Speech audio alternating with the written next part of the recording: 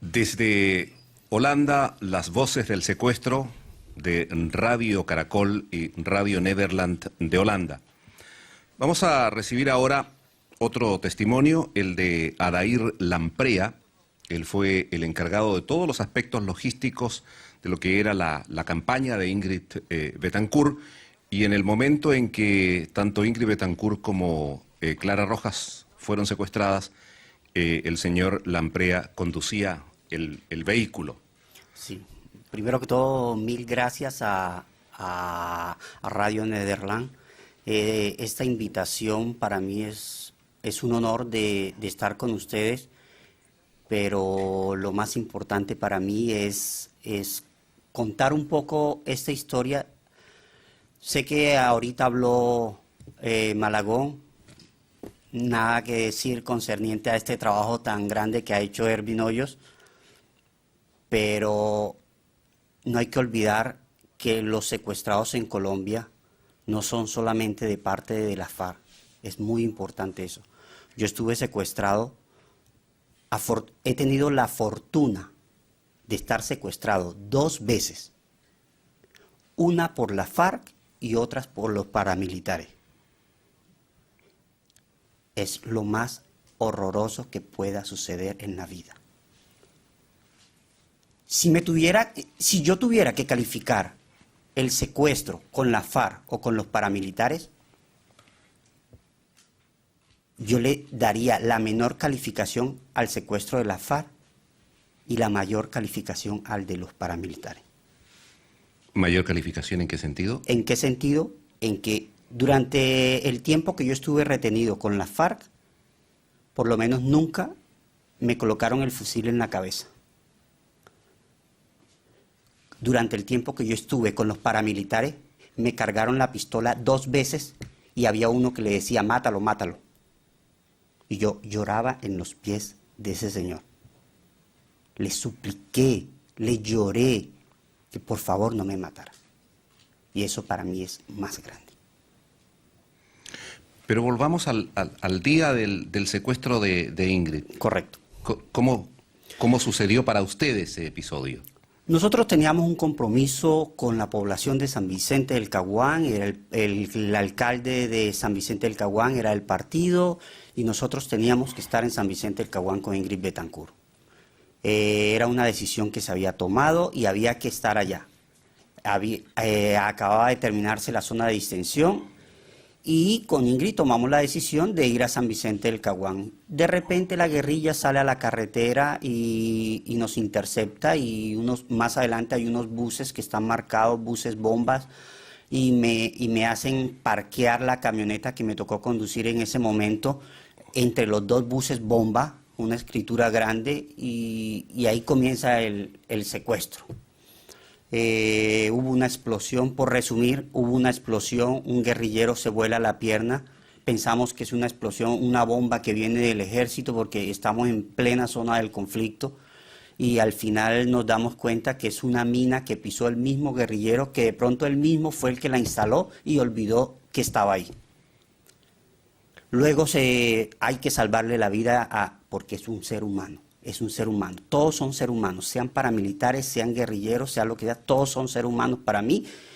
Y con Ingrid tomamos la decisión, hay que ayudarlo, los guerrilleros varios estaban heridos, se montaron en la camioneta con nosotros también, y eso sí, no me dejaban mover a mí hasta cuando ellos aceptaran una orden que no sé de dónde venía, y arrancamos en esa camioneta con este herido que yo creo que murió.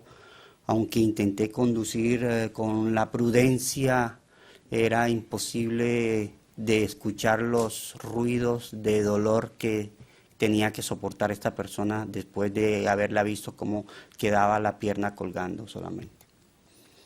Y alrededor de 1 hora después de estar conduciendo, me dicen, pare aquí. Clara y Ingrid cogen hacia un lado y los hombres se van para otro. Esto seguimos, ya era otra persona que conducía, era el comandante del grupo, y toda esta situación siguió transcurriendo en los comentarios que escuchábamos en ese momento simplemente era hay que matar a esta vieja no voy a la palabra, hay que matarla, y yo comencé a alegar, comencé a discutir con ellos, y sin embargo más adelante nos retuvieron toda la noche en un sitio en el sur del departamento del Caquetá, en compañía de un grupo de guerrilleros, hasta que tomaron la decisión de liberar a los hombres y se quedaban con Ingrid y Clara. Y usted después se dirigió, que cuando fue liberado, hacia el ejército. Sí, nosotros ya, porque nos retienen toda la noche, al otro día nos dicen los vamos a llevar hasta tal sitio. De este sitio, de aquí para allá, ustedes no van sin nuestra seguridad. Tengan mucho cuidado porque aquí para allá hay paramilitares. Fue lo que nos dijo la guerrilla. Hasta aquí es nuestra seguridad. La decisión que tomamos fue enviada del comandante y simplemente nosotros llegamos al ejército y bueno, comentamos todo lo que sucedió concerniente al secuestro. Pero me dio tanto dolor el escuchar mismo de las fuerzas militares decirme, yo veo que usted más o menos ubica por dónde estaba, ¿por qué no se monta con nosotros en un helicóptero y vamos a rescatar a Ingrid y a Clara? A mí me dio tanta rabia escuchar eso, donde el día anterior supuestamente no nos llevaban en helicóptero porque Ingrid era candidata a la presidencia y era una mujer política, y entonces eso me daba mucha rabia, y yo les decía, pero hoy sí nos lleva en helicóptero para ir a buscarlo, pero eso lo hubiéramos evitado, todo ese trayecto lo hubiéramos evitado, simplemente si nos hubieran transportado, porque así estaba planificado todo el viaje hasta San Vicente del Caguán, pero hubo unas órdenes presidenciales que dijeron que no.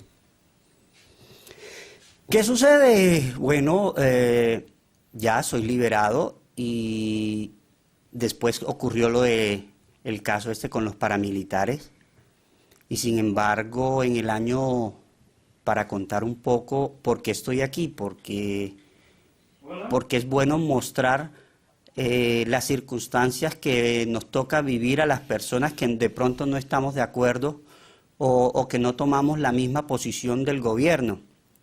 Resulta de que en el mes de marzo del año 2004, recibo una llamada donde me dicen que debo ir al DAS a identificar a las dos personas que nos secuestraron. Yo estuve allá y cuando yo veo a una mujer y a un hombre, resulta que esas personas no son las personas que nos secuestraron. Me presentan una mujer y me presentan a un hombre. Perdona que te interrumpa, es que está el embajador en la línea. Señor embajador, si usted me espera un par de minutos, que estamos conversando y enseguida estamos con usted. Sigamos, por favor. Entonces, me dicen... Le dicen que vaya a reconocer a dos personas. Sí, y que participe en la rueda de prensa. Cuando yo veo estas dos personas que no son, yo digo, lo siento, pero estas personas no son las que nos secuestraron. Aquí hay una mujer y dentro del grupo de guerrilleros no había mujeres en ese momento. Después de una discusión con los representantes del DAS, ellos me dicen, no, pero miren, no se preocupe, que nosotros estamos seguros que son guerrilleros. Lo que pasa es que hoy el presidente Álvaro Uribe se encuentra en Estrasburgo y la situación no se pasa muy bien en el Parlamento Europeo y necesitamos dar una buena noticia, entonces es para ayudar al presidente Uribe. Y yo ahí sí le dije, mire, primero que todo, yo no voy a meter a 40 años de prisión a dos personas que si son guerrilleros, no cometieron ese delito. Y segundo, no estoy de acuerdo con que se digan mentiras, porque a la población colombiana la tienen con mentiras desde hace mucho rato, y eso es lo que tiene así este conflicto. ¿No les gustó eso que les dije? Entonces yo creo que no debe haberle gustado. Me sacaron del DAS, sin embargo presentaron la conferencia de prensa, presentaron los supuestos guerrilleros como las personas que habían ejecutado el secuestro de Ingrid Betancourt, Clara y, bueno, Mauricio y yo. Y días después doy una conferencia de prensa donde manifiesto porque yo no quiero, hay algo que que he dicho yo siempre en mi vida y es la verdad. Y si la verdad tiene precio, bueno, pero la asumo. Yo declaré y dije lo que había pasado. Pues 3 días después, llamada. Usted no aprecia a este presidente, usted es un lo vamos a matar, ya sabemos dónde vive. Y desde ese día, pues entré en pánico, como lo sufre todos los días Ervin. No sabía qué hacer y fue el gobierno francés que me ayuda inmediatamente y decide sacarme del país. Yo me alegro. Acá estoy en Francia y no he parado un solo día de luchar por la liberación de todos los secuestrados. Pertenezco a la Federación Internacional de Comités por la Liberación de todos los secuestrados, antiguos comités Ingrid Betancourt. Hemos seguido trabajando, es cierto lo que se ha dicho durante toda la tarde, que de pronto la liberación de Ingrid Betancourt después se opacó toda esa situación, demostrar el tema del secuestro en Colombia, todo eso es cierto. Sin embargo, nosotros hemos seguido trabajando, seguimos haciendo acciones temporales, pero desafortunadamente, para que el tema sea escuchado y sea oído, hay que politizarlo. Si los políticos en Europa no hablan, nadie de la prensa habla. Así de claro es. Puede que sí, que politizarlo es difícil y es perjudicial, es cierto, pero tampoco podemos lograr. ¿Cómo logramos la movilización de Ingrid Betancourt? Politizando la situación. Y fue la gran movilización que se escuchó en todo el mundo. Pero es así, hay que politizar el tema del secuestro. Para mí es necesario llamar a los políticos a que participen, a que opinen, a que intervengan en un proceso de negociación. Porque la única forma de liberar los secuestrados en Colombia es por medio de la negociación. Pienso que hoy la guerrilla colombiana, la FARC, redujo al máximo las peticiones que estaba pidiendo para liberar a los secuestrados. Creo que hasta ahora he visto un avance grandísimo políticamente de la parte de la FARC. Pero resulta de que no hay voluntad política entonces del otro lado, y que antes era que la FARC decía no y el gobierno decía no, y entonces las cosas no avanzaban. Pero resulta que hoy la FARC dan un paso hacia adelante y entonces el gobierno no acepta esas condiciones. ¿Que la guerrilla está a punto de acabarse en Colombia? Falso. Falso, porque mientras haya pobreza, mientras haya falta de salud, mientras falta de educación, olvídese, la guerrilla no se va a acabar. Porque la guerrilla con eso llama a la gente a que milite. Así sean narcotraficantes, así sean terroristas. Pero dentro de sus principios está lo que es la salud, la justicia social, etc. Entonces, si queremos hacer algo, aquí hay que tener voluntad política de las dos partes. Y no tomar decisiones que un día yo doy un paso, sí, acepto la negociación de Pablo Emilio Moncayo, pero 3 días después, no, pero con una condición. Y mientras tanto, Pablo Emilio Moncayo, José Livio Martínez y todos los que se encuentran en la selva están pudriendo. Yo pienso que podemos avanzar un poquito más. Dejar ese orgullo de partidos, eso sí, de derecha, de izquierda, y dar un paso hacia adelante y decir, vamos a hacer la paz. Pero lo único que yo encuentro hoy es que la guerrilla necesita a Uribe, y Uribe necesita a la guerrilla. Así de claro. Adair Lampreda, yo le agradezco su visita por 2 razones. Primero, por la pasión con que usted se expresa, y en segundo lugar, por habernos ofrecido una parte distinta de lo que habíamos escuchado durante la tarde, y que creo que es importante también que en un programa de esta naturaleza, que sea plural, que se escuchen todas las voces y todas las miradas que tienen sobre la dificultad y el drama de los secuestrados. Muchísimas gracias por estar acá. Creo que tenemos ya al teléfono al embajador de Colombia en Holanda, el señor Francisco José Lloreda, quien no pudo asistir personalmente esta tarde porque estaba en una conferencia internacional en la ciudad de La Haya, pero ha accedido gustoso a hablar con nosotros por teléfono. Embajador, ¿me escucha usted? José, le escucho perfectamente. Magnífico. Señor embajador, yo quisiera comenzar preguntándole, y a propósito de lo que decía el señor Lamprea, ¿qué está haciendo hoy concretamente el gobierno de Colombia para lograr la liberación de los secuestrados? José, no tuve oportunidad de escuchar la totalidad de la intervención, pero lo que escuché en la última parte me permite indicar lo siguiente.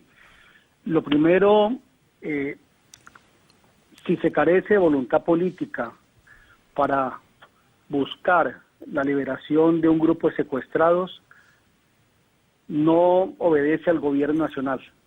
El gobierno nacional ha tenido y tiene la voluntad política para que esa liberación se dé. Prueba de ello es que desde el mes de abril del presente año, de una manera continua, el gobierno poco a poco ha ido allanando el camino para facilitar esa liberación. Le doy unos ejemplos, José. Inicialmente el gobierno indicó que se facilitaría la liberación de los secuestrados con la participación del Comité Internacional de la Cruz Roja. Luego el gobierno autorizó a la senadora Piedad Córdoba para que también participara de ese proceso, a la propia Iglesia Católica. En un momento dado el gobierno, angustiado por la suerte de muchos colombianos que, como lo estaban diciendo ahora, se están pudriendo en la selva, indicaba que ojalá se diera una liberación simultánea de los 24 secuestrados de la fuerza pública, y que esto no fuese un suplicio a cuentagotas. Ante la dificultad de esa postura, el gobierno, en aras de avanzar, indica que se libere entonces algunos secuestrados, pero que ojalá se le diera al país la garantía de que algún día van a ser liberados la totalidad del grupo.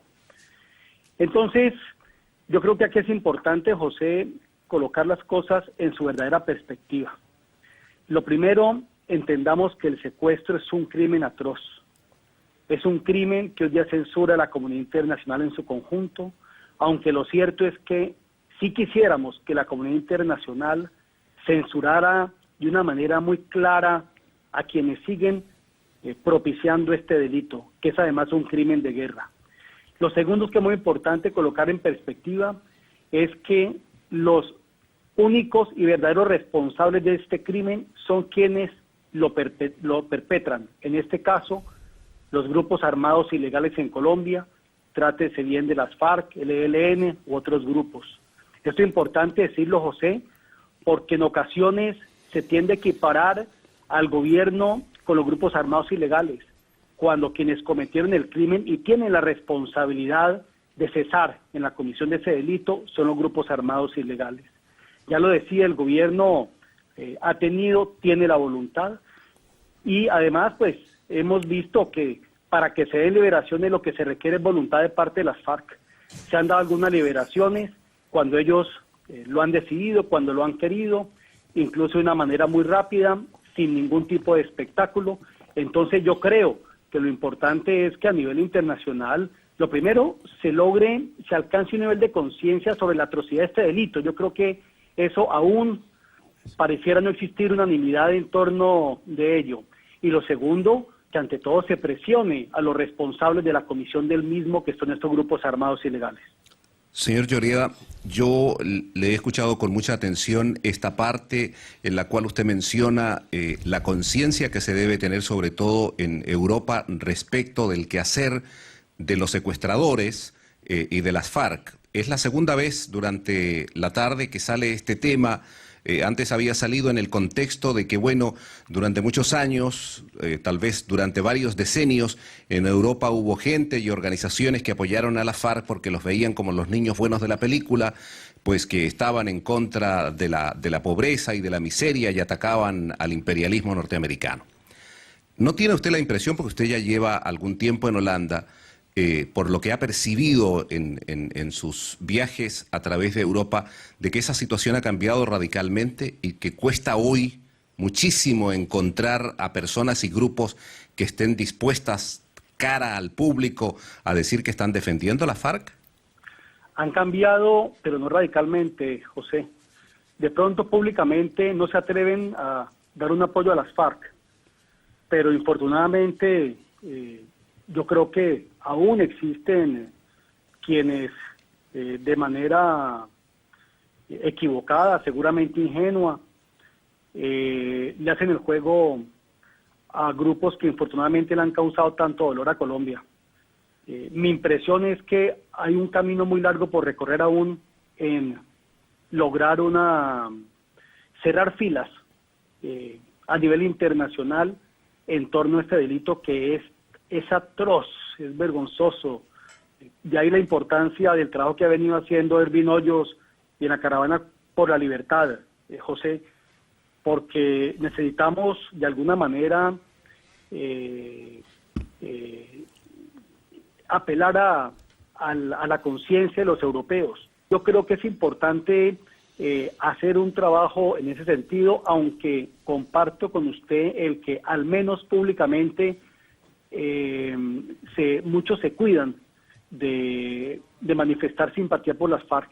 Además que lo triste, José, es que son unas simpatías que parten de unos supuestos totalmente equivocados.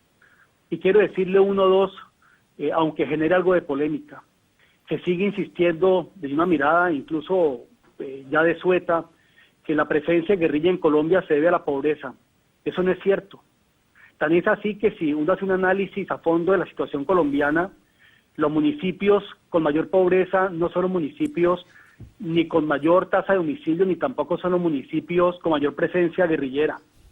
Por el contrario, la presencia de guerrilla, en su momento de grupos paramilitares, de grupos emergentes, está necesariamente asociada con aquellos lugares del país donde infortunadamente la presencia del Estado aún es precaria y donde hay mucho recurso, mucho dinero, zona de narcotráfico, zona esmeraldífera, zona petrolera, pero no está asociado a la pobreza.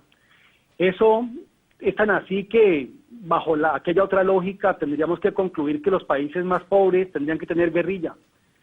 Y tendríamos que concluir entonces que las ciudades con mayor inequidad o mayor pobreza tendrían que tener guerrilla, y no es así. Entonces, hoy día esas tesis de los 60 han sido revaluadas, incluso por muchos de quienes en su momento las sostenían.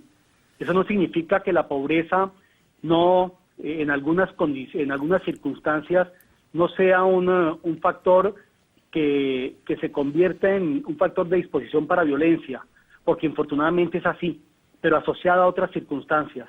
Pero de ahí a decir que en Colombia hay guerrilla porque hay pobreza o pretender justificarla, eso ante todo, y lo digo con todo respeto, refleja un desconocimiento profundo de lo que pasa en Colombia y a nivel internacional sobre la materia.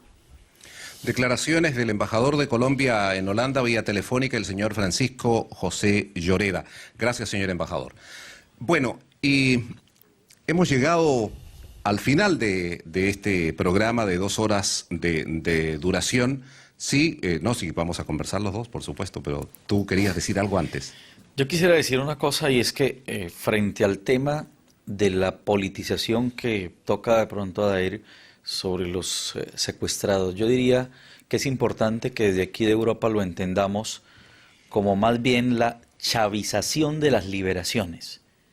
A partir de la injerencia de Chávez en las liberaciones y ese gran show mediático que se generó en las liberaciones de Clara Rojas, de Consuelo y posteriormente de Jorge Eduardo, de Orlando, de los que salieron después, eso dejó a un lado al gobierno, porque por lógica el gobierno no participó aquí. ¿Quiénes se llevaron el show mediático? Chávez y Piedad Córdoba. El gobierno le cogió muchísimo temor a ese triángulo Chávez, Piedad, FARC, que eran los que realmente estaban apareciendo ahora como los gestores de las liberaciones. Ese temor que le cogió el gobierno a ese triángulo hizo que ahora esté en este momento en unas condiciones muy difíciles el regreso de Pablo Emilio y el regreso de los demás secuestrados. ¿Qué está diciendo el gobierno? Que haya liberaciones, pero que no se meta Piedad. Y si se mete Piedad, que no esté Chávez. Esos condicionamientos se vuelven un juego dentro de un ajedrez conflictivo que hace que los que finalmente pierdan son las víctimas, que son los que día a día tienen el taxímetro reductor de esas pocas horas que les quedan de existencia. Yo por eso quise agilizar la caravana por la libertad de Roma, porque lo que queríamos decirle era a Europa que los secuestrados no salieron todos en la operación Jaque, pero lo más grave aún es que hay muchos que tristemente como están no pasan de diciembre. Una de las cosas que yo vuelvo a vivir ahora que estoy haciendo un programa con un latinoamericano es que es fácil comenzar pero difícil terminar. No, o sea, yo quería despedir pero no puedo, digamos, ¿no? Entonces se va atrasando siempre la despedida, pero ahora voy a terminar, sí. Las voces del secuestro, un fragmento de este programa de varias horas de duración que se realiza desde Holanda entre Radio Caracol y Radio Nederland de Holanda. Y digo que voy a despedir rápido con Erwin, porque no crean ustedes que esta es una actividad aislada, que aquí ha comenzado y termina en sí mismo la preocupación por los secuestrados entre estas dos instituciones. O sea, esta no es una golondrina de hoy. Así es, no es una golondrina de hoy. Hemos conversado muy brevemente con Erwin y nos hemos puesto de acuerdo en la posibilidad de impulsar el próximo año por lo menos 2 o 3 iniciativas muy importantes que estén relacionadas no solo con el secuestro en Colombia, sino con el secuestro como una lacra que afecta a la humanidad y donde hay otros países comprometidos. Por supuesto, el caso colombiano es un tema central y preocupante para nosotros. Haremos seguramente un seminario con periodistas latinoamericanos en América Latina dedicado al estudio de cómo tratar los conflictos y cómo hacer presente a los medios de comunicación en situaciones de esta naturaleza, porque lo que no se puede aceptar es que los medios de comunicación olviden para qué nacieron, que olviden que tienen una responsabilidad social, que tienen una responsabilidad con la sociedad y que tienen sobre todo una responsabilidad con aquellos que sufren.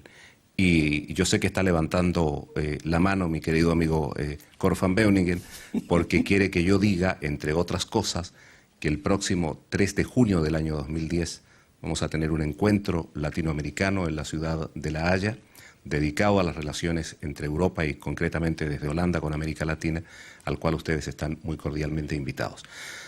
A quienes nos acompañaron esta tarde, a Erwin Hoyos, muchísimo gusto de haberlo tenido, a los invitados especiales que han venido tanto desde España como desde París, a los músicos y queridos amigos que han estado con nosotros y a ustedes que han tenido esta paciencia de escucharnos durante las 2 últimas horas. Muchísimas gracias y ojalá que hasta muy pronto. Erwin, gracias por favor, tú. Y ojalá que aquí estemos hasta que salga el último secuestrado y ese día Radio Nederland, Caracol, hagamos la transmisión final para decir que se acabaron las voces del secuestro. Muchas gracias. Gracias.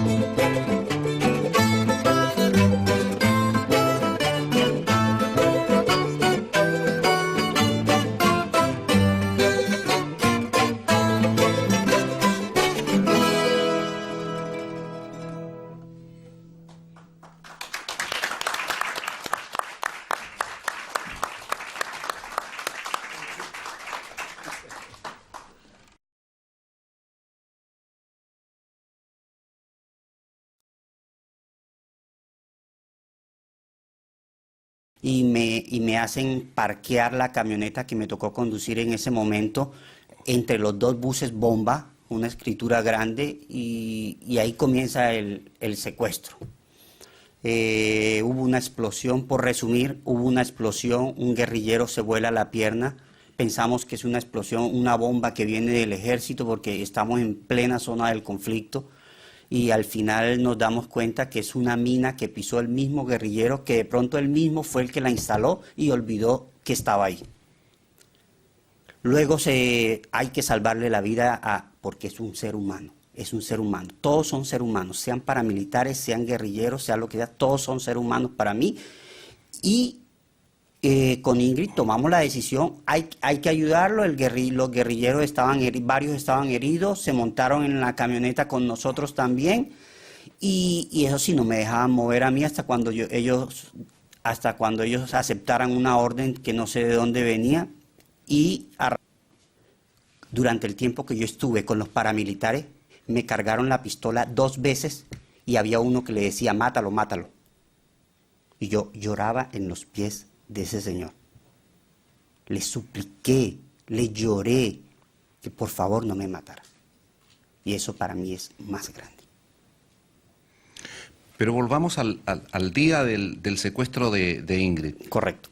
¿Cómo sucedió para usted ese episodio? Nosotros teníamos un compromiso con la población de San Vicente del Caguán, el alcalde de San Vicente del Caguán era el partido y nosotros teníamos que estar en San Vicente del Caguán con Ingrid Betancourt. Era una decisión que se había tomado y había que estar allá. Acababa de terminarse la zona de distensión y con Ingrid tomamos la decisión de ir a San Vicente del Caguán. De repente la guerrilla sale a la carretera y nos intercepta y más adelante hay unos buses que están marcados, buses bombas.